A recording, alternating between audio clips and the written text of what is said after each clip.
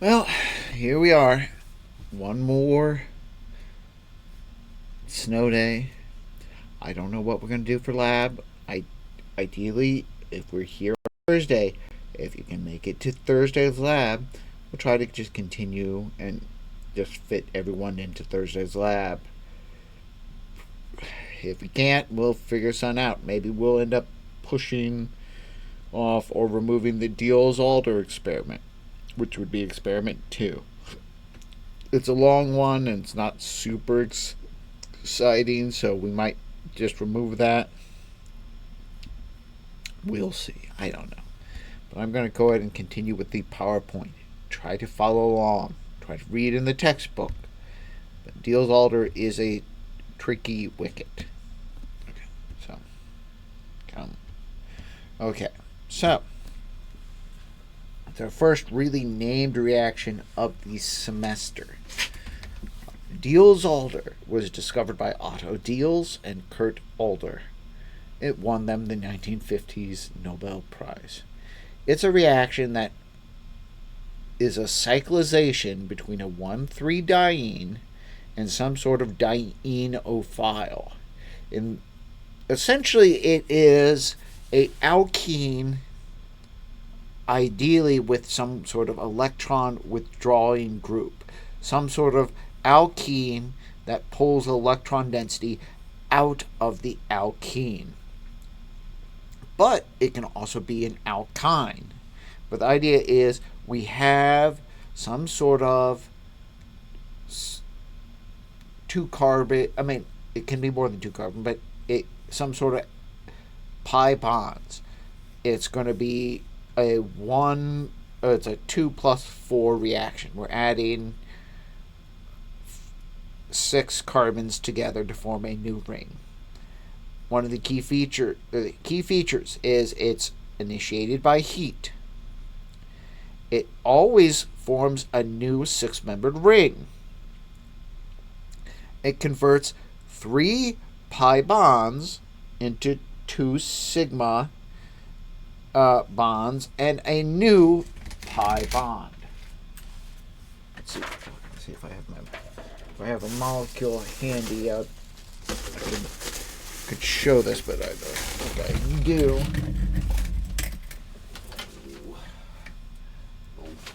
Baby. Oh, blessed me, I got it. Which I'll show in a minute. And one of the key features, it's always a concerted one-step mechanism. What that's going to mean is stereochemistry is always going to be retained, depending on how this goes. So it's going to lock things in place. This is a very useful reaction to form large, complex molecules from simpler ones. Now, is this going to be something we're going to use all the time? No. No. But if you're trying to make complex steroids, it is a convenient way to make new rings. As we know, then, one way to prevent it from breaking back apart would be to hydrogenate the alkene, and so it's made a 6-membered ring from a 4-carbon chain and a 2-carbon chain. But as you can see, in this compound, the top one, we have 1,3-butadiene and just ethene, and it forms a alkene. If you can see my mouse, the 1,3-butadiene is from this top of the cyclohexane, 1, 2, 3, 4. The ethene is these 2 carbons right here.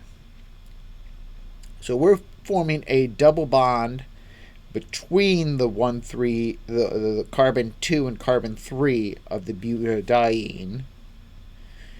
Now, if I have, for example, an alkyne, we're getting rid of one of the pi bonds. So that means one of the pi bonds still remain. And so we get the cyclohexene. Now it's a diene, and the withdrawing group stays on there. So, a few notes. This will always use a 1,3 diene in the cis conformer. So, if the formation of S-cis is difficult or impossible, the reaction will not occur. So it cannot occur in the S-trans. Any diene that favors the S-cis conformer will react faster. So, for example, this would be like the cis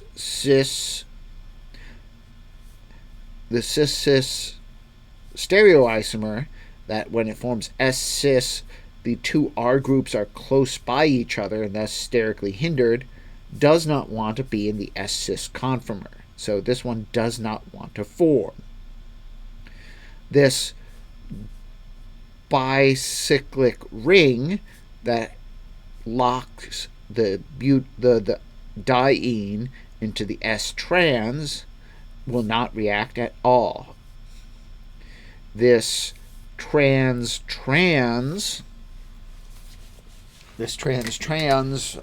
stereoisomer can favor the S-cis conformation, and so that reacts much faster. And cyclopentadiene right there has locked the diene into the S-cis conformer. And so those will react faster. And another example, this diene over here, where it's substituted on the 2 and 3 position, it prefers the S-cis conformer as opposed to the S-trans conformer. Something about the pi clouds are arranged, and the steric hindrance between the alkyl groups prefers the S-cis, so it will react faster than you might expect. Now, other note, electron withdrawing groups on the dienophiles will increase the reaction rate, making the dienophile more electrophilic. So, anything that makes the dienophile more electrophilic makes us react faster. Carbonyls are a common electron withdrawing group that are used, as are nitriles, which is a C triple bond N. So having one electron withdrawing group is good, having two is often better. So part of why nitriles and carbonyls are so good is because they also have the conjugation in there. But as remember, we said they had that partial positive, partial negative that comes from the resonance structure. Now, the third thing is the stereochemistry of the dienophile is preserved in the product, with the cis dienophile forming a meso mixture of cis products and trans dienophiles, so that the cis dienophiles forming a mixture of meso, and the trans dienophile forming a racemic mixture of trans enantiomers. So, as you can see here, if this is cis dicarbonyl, you form 2 up and 2 down. 2 up and 2 down. So one is RR, one is SS. Now technically, these guys right here are identical. Those guys are identical, so really those are the same compounds. But say this is a carbonyl and a nitrile, both in the cis position, you would definitely be able to tell the difference. As I said, if it's symmetrical, you don't have to worry about it. But so in this case, it's a bicyclic ring. You'd have wedge, wedge up, or dash, dash down. But it forms that. As you see over here, in the trans product, you have one up, one down. You have RS, and you're going to have an SR. And in this case, they are not symmetrical. So I can't put one into the other. But it's all about how it forms. A cyclic dienophile will always form a bicyclic product called a fused ring system. This will always be cis fused. We can't have a trans fused. And you'll see, it's just the bending will not work. And as you can see, okay, if I have an alkyne, for example, here, the reason I used an alkyne is so to help show you the difference here.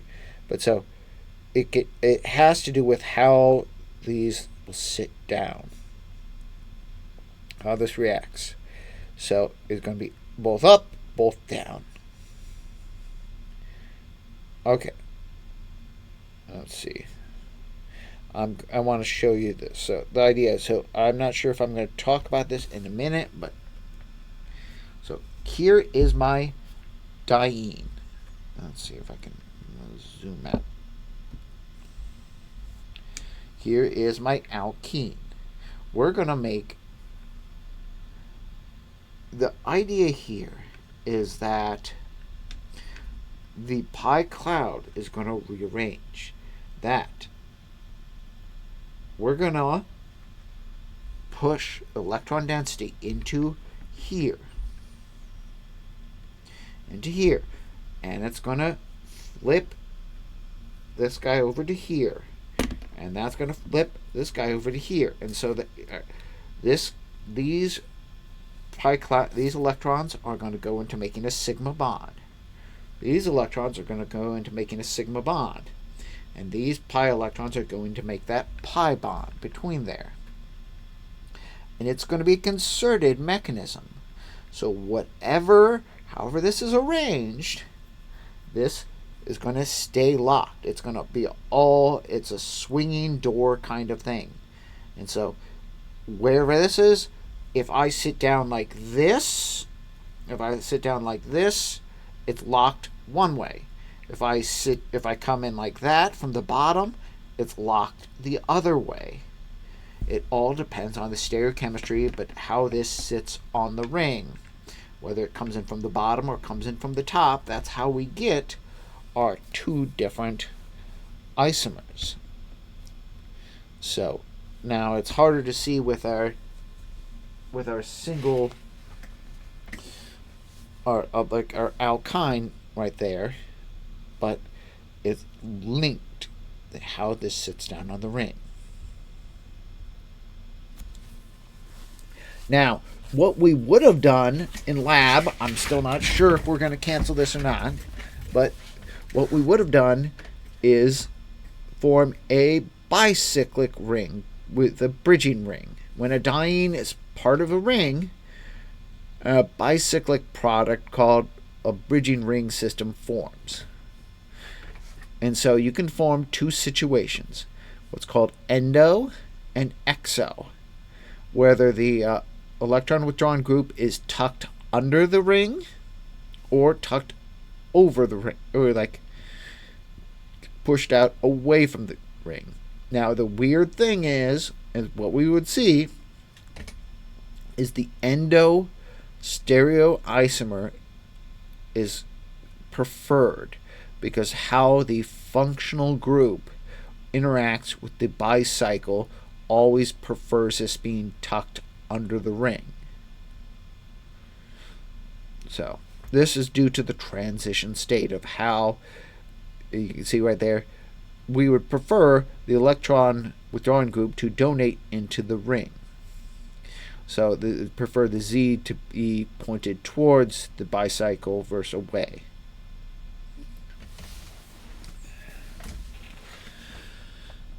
Now, the mechanism. So the idea here is the electron-rich diene will donate electron density, the pi electron density, from the more electronegative carbon into the electropositive carbon of the dienophile.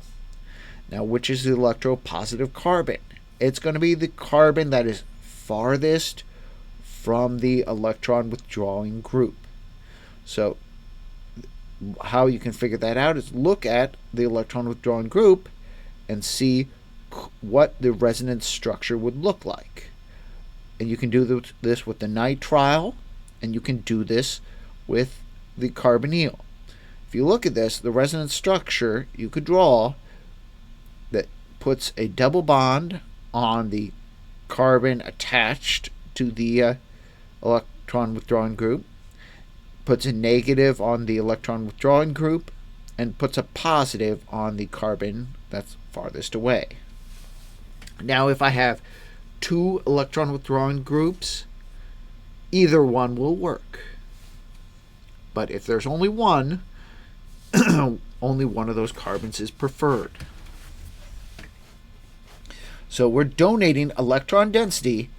So we're donating negative to positive, nucleophilic style addition, negative to positive. The dienophile will then donate its electron density from carbon 2, in this case, back into the other terminal carbon, forcing the double bond into the central carbon position.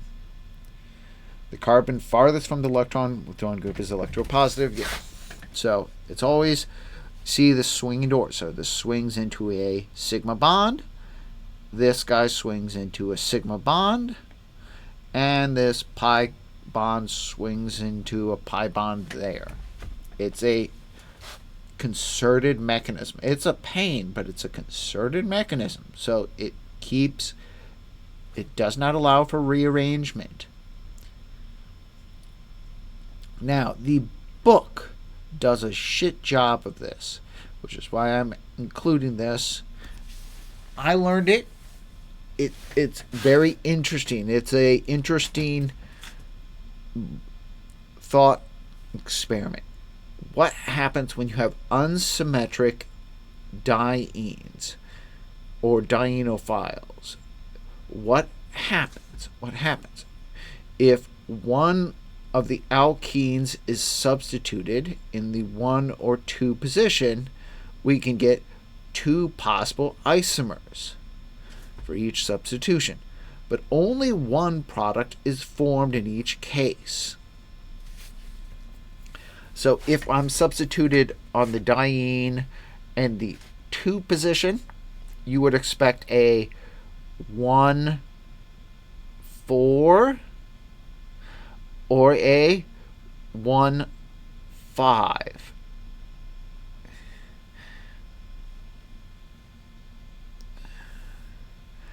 If you are substituted in the 1 position, you would expect in this case, if I'm counting from the alkene, so 1,4, I guess 1,4 versus 1,3.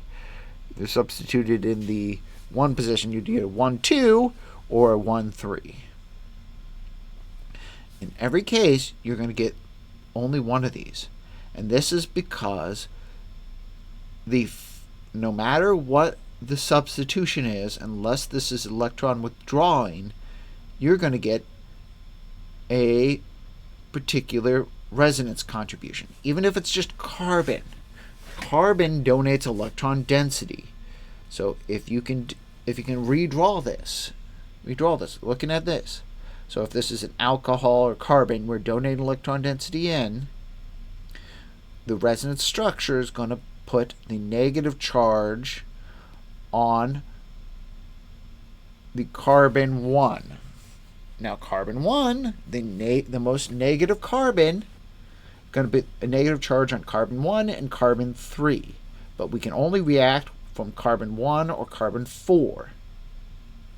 So carbon 1, being negative, will always attack the positive of the dienophile, which is always the carbon furthest from the functional group.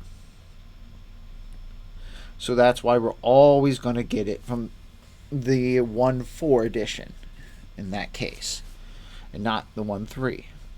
In the case if the functional group is on the 1, once again, we can put a negative charge on the carbon 2 and a negative charge on carbon 4. We can only react from carbon 1 or carbon 4, so carbon 4 is going to be donating to the dienophile. And so that's why we're always going to get a 1,2 substitution. 1,2 substitution. So, now, one last thing. We used to do this reaction. Cyclopentadiene and dienophile. Cyclopentadiene is so reactive, it dimerizes with itself. Even though we have a diene and a diene, that diene can act as a dienophile. But because this is heat-based, we could reverse this and crack it back apart. So when we used to do this, I would have to heat and distill out your cyclopentadiene from a mixture before the lab could even begin. Then once we have that mixture, we would put a better dienophile. Once again, it's all about competition. The more reactive functional group reacts. So it would much rather react with a dienophile with electron withdrawing group than a dienophile that has a bunch of pi cloud electron density from just the pi clouds aren't exactly electron withdrawing. And one aspect of this chapter is retrosynthesis. Figuring out how could I have made this by looking at a six-membered ring of some sort with an alkene in it. The first step is to locate the six-membered ring with the double bond. Remember, that double bond is at the middle of a dienophile. If you have two double bonds, it may be an alkyne. You're going to find that double bond first. We're going to draw the arrows, shifting the bonds back to their starting positions. Then we can redraw them as our diene and our dienophile. So the trick is you're looking for the cyclohexene of some sort, ideally with the electron withdrawing group. The electron withdrawing group is going to go with the dienophile. So it's really easy to figure this out. It's just recognizing this ridiculous reaction. It is ridiculous. And then finally, I'm not going to spend too long. We did talk about the UV spectroscopy briefly. But so ultraviolet light between 200 and 400 nanometers excites electrons from a low energy orbital into a higher energy excited state. Sigma bonds and unconjugated pi bonds require much higher energy light. But with conjugated bonds, longer wavelengths are needed, less energy. So for example, if I have a S-trans conformer, you can get 217. If I have a cyclic diene, 256. I have a S-trans with cyclic diene, 232. So starting with one of those three base shapes, you could then add alkyl groups, which tended to add 5 nanometers to each. You could add conjugated double bonds onto that, which added between 30 and 40 nanometers each. And you could kind of predict approximately where this should absorb based on one of these three starting shapes and their substitution. But as I said, it's not quite as useful as our IR NMR, because you still have a lot of different possibilities. It doesn't really, it's a lot harder to work with. But that's where we will stop. We will maybe look at some of the homework on Friday. Let's try to answer any questions we might have. Okay. Have a good day.